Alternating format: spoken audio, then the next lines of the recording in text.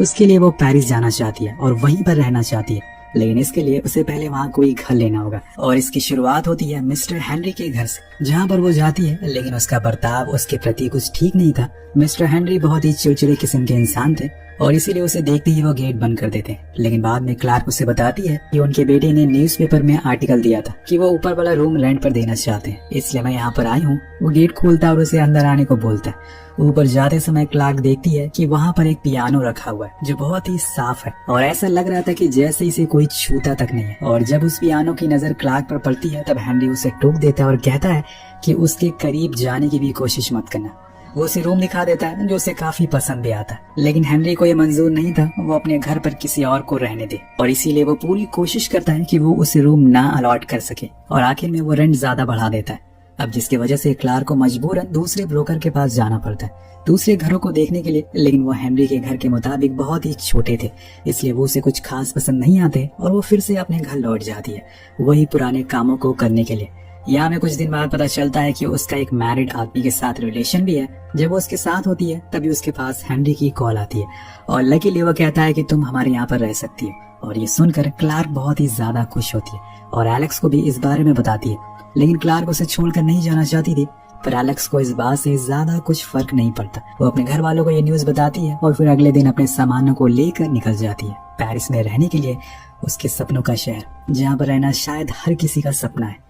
वो हेनरी के घर पहुंचती है और वहाँ उसे थैंक यू कहती है कि उन्होंने उसे यहाँ पर रहने की इजाजत दी थी। लेकिन यहाँ हेनरी तो उसे एक बुक थमा देता है जिसमें यहाँ पर रहन सहन के सारे रूल्स और रेगुलेशन लिखे हुए थे, जैसे कि रात में जल्दी घर आना, ड्रिंक मत करना, तेज म्यूजिक ना सुनना, बस ऐसे ही बहुत सारे रूल्स जो क्लार्क को थोड़ा अजीब लगते हैं, लेकिन वो मान जाती है और अपने रूम में जाकर सारे सामानों को रख देती है। अब रात होने पर जब वो नीचे आती है तो देखती है कि हेनरी अपनी डॉटर इन लॉ वैलेरी के साथ झगड़ रहा है, जिससे उसे पता चल जाता है कि शायद उसकी उससे बनती नहीं है और वो उसके साथ नहीं रहना चाहता।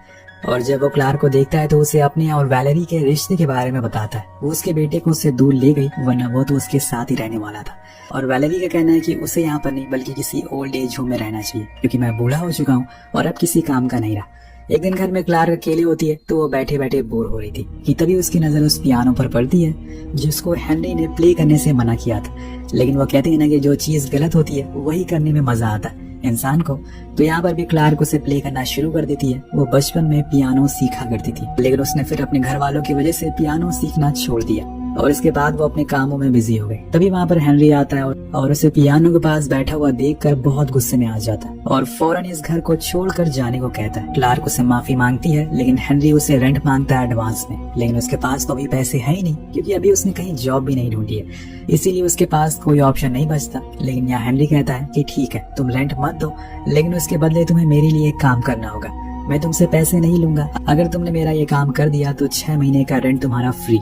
अब ये सुनकर क्लार्क को थोड़ा अजीब लगता है, पर वो उसकी बातें सुनती है और फिर वो कहता है कि मैं चाहता हूँ कि तुम मेरी बेटे की शादी को तोड़ दो, यानी कि पॉल के करीब आने की कोशिश करो तुम, और जब इस बारे में वैलेरी को पता चलेगा तो वो उससे रिश्ता तोड़ देगी और फिर तुम भी आराम से रहना। क्लार्क कहती है कि अगर ऐसा नहीं हुआ, कुछ उल्टा हो गया, फिर क्या होगा? तो वो कहता है कि ऐसा नहीं होगा कुछ, मैं अपने बेटे को अच्छे से जानता हूँ, तुम्हें बस उसे अपनी ओर अट्रैक्ट करना है।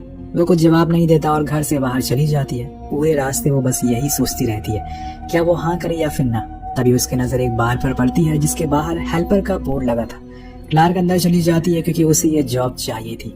अंदर जाने पर उसे एक लड़का मिलता है जो वहीं काम किया करता था। वो उससे कहती है कि उसे किसी भी हाल में ये जॉब चाहिए, तो वो मान जाता है और उसे कल से आने के लिए बोलता है। और अगले दिन जब घर पर पॉल आता है तो वो क्लार्क को देखकर खुश था। वो उसे चाय बनाकर पिलाती है, दोनों में थोड़ी मोड़ी बातें भी होती है, जिसमें पॉल पूछता है कि क्या उसके डैड उसके बारे में बुरा भला कहते हैं, तो वो मना करती है, पर वो कहता है कि वो जरूर कहते होंगे, मुझे पता होगा।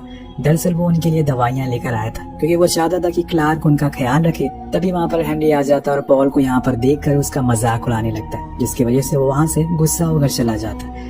लेकिन उसे कहीं न कहीं खुशी थी कि क्लार्क अब उसके करीब आने की कोशिश कर रही है और पॉल को ये पसंद आ रहा था। उस दिन के बाद से भी वो बार में जॉब करना शुरू कर देती है और अपनी पढ़ाई को पूरी करने की कोशिश करती है। उसने इस बार एग्जाम के लिए पूरी कोशिश की, लेकिन फिर भी उसे अच्छे मार्क्स नहीं आ पाते।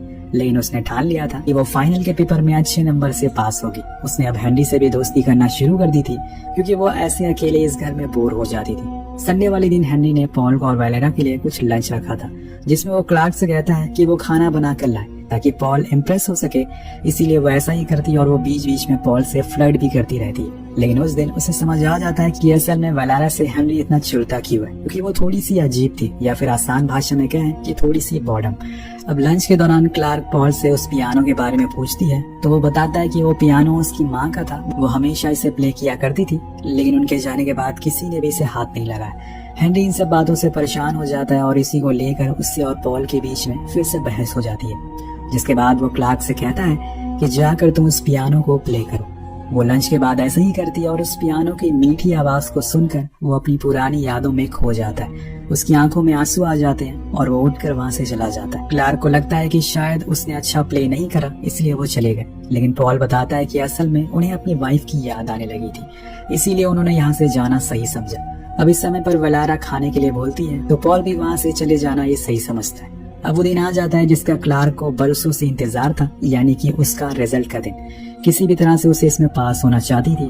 अब वो डरते हुए अपने रिजल्ट को चेक करती है तो वो अपना नाम सबसे नीचे पाती है, यानी कि वो एक बार फिर से फेल हो गई थी, जिससे वो पूरी तरह से टूट जाती है और वहाँ से रोते हुए सीधे एक बार में जाती है जहाँ वो इस गम को भुला देना चाहती थी।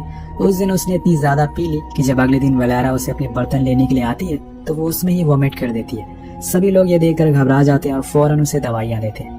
यहाँ क्लार्क पहली बार हेनरी के सामने रोते हुए कहती है कि वो फेल हो गई और अगर इस बारे में उसके डैड को पता चला तो वो फिर से उसे वापस बुला लेंगे, लेकिन अब वो वापस उनकी शॉप पर काम नहीं करना चाहती। उसकी बातें सुनकर हेनरी कहता है कि जिंदगी में पास और फेल का सिलसिला हमेशा चलता रहता है। इंसान को हमेशा वही करना चाहिए जिसमें उसे खुशी मिलती हो, जिसे करते हुए वो कभी वो ना डरे।